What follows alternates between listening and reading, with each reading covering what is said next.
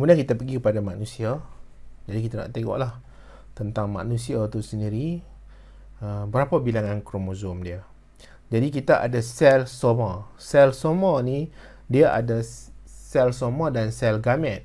Sel gamet tu yang ada pada tempat organ pembiakan. Contohnya macam lelaki, sel gamet dia tu ada dalam testis lah, dihasilkan di testis, disimpan di bahagian atas testis, dipanggil epididymis. Kemudian sel soma ni yang selain daripada sel gamet tadilah.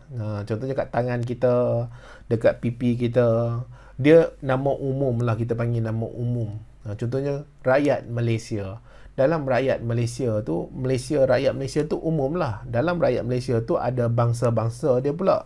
Rakyat yang berbangsa Cina, rakyat yang berbangsa India, rakyat yang berbangsa Melayu. Jadi sel soma tu sendiri dia umum dia. Kemudian dia ada lagi spesifik lah. Dia ada sel kulit, dia ada sel jantung, dia ada sel otak. Itu semua boleh dikategorikan sebagai sel soma. Jadi sel soma ni ada 46 kromosom. Jadi maksudnya di kulit kita, dalam sel dia tu ada nukleus. Dalam nukleus dia tu ada 46 kromosom. Okey, ada 46 kromosom. Jadi kromosom ni wujud secara berpasangan. Bila dia wujud dalam keadaan yang berpasangan, dia bukan sentiasa dia wujud dalam keadaan berpasangan ya. Kadang-kadang dia berlingkar ikut dan dia lah dalam nukleus tu. Tapi ada certain situasi, ada keadaan-keadaan tertentu, fasa-fasa hidup tertentu, dia akan cari pasangan dia. Jadi bila dia cari pasangan dia dapat jumpa pasangan dia duduk sekali dengan pasangan dia, kita panggil dia sebagai kromosom homolog. Okay, dia duduk sekali dengan pasangan ni, kita panggil kromosom homolog. Kemudian kromosom ni, daripada 46 kromosom ni, dia ada dua jenis sebenarnya kromosom ni. Dua jenis. Jenis yang pertama dipanggil sebagai autosom. Dan yang kedua adalah kromosom seks. Jadi kita tengok yang pasangan-pasangan ni, yang ini. Jadi untuk dalam diri kamu tu, kamu manusia lah. Jadi confirm.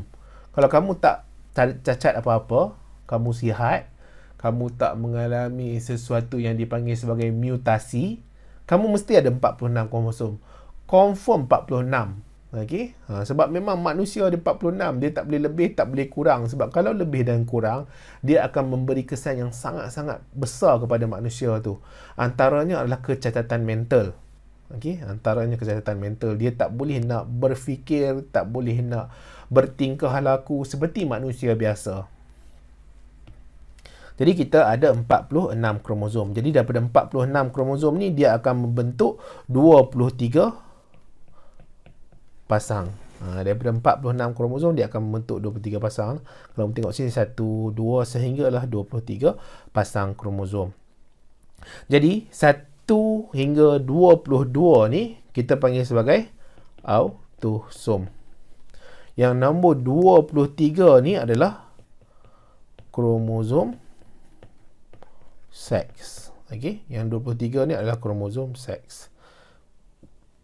Boleh ya? 1 sampai 22 adalah autosom, 23 adalah kromosom seks. Ada 23 pasang semua. Jadi ini ada dekat dalam mana? Dalam nukleus.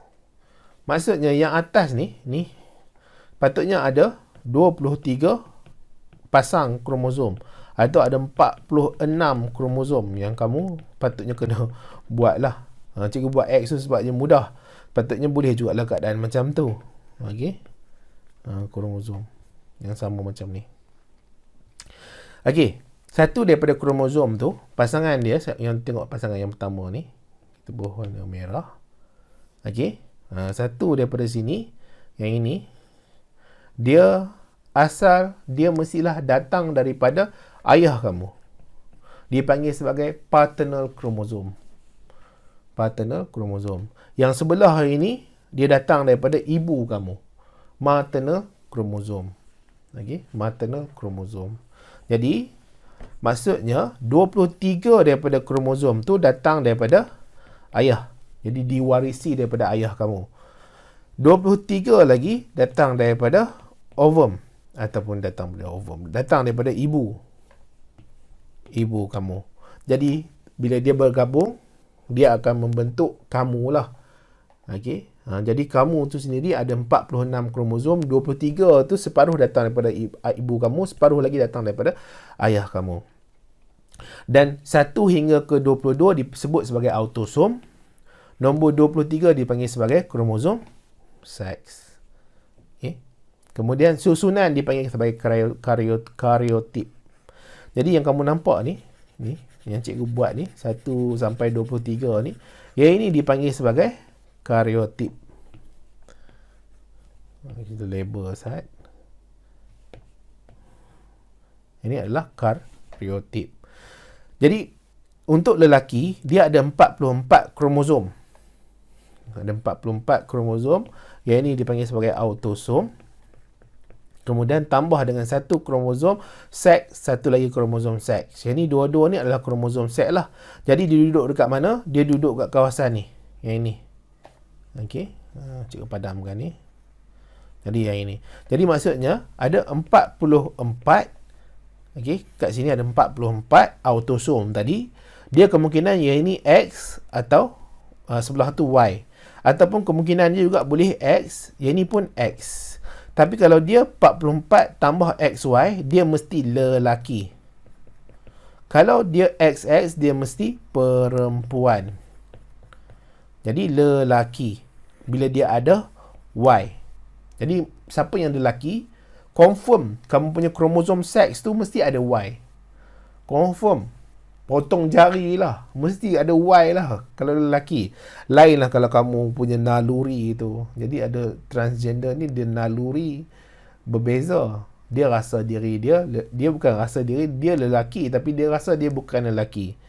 Bila ada Y, maksudnya Y tu dia akan mencirikan ciri lelaki.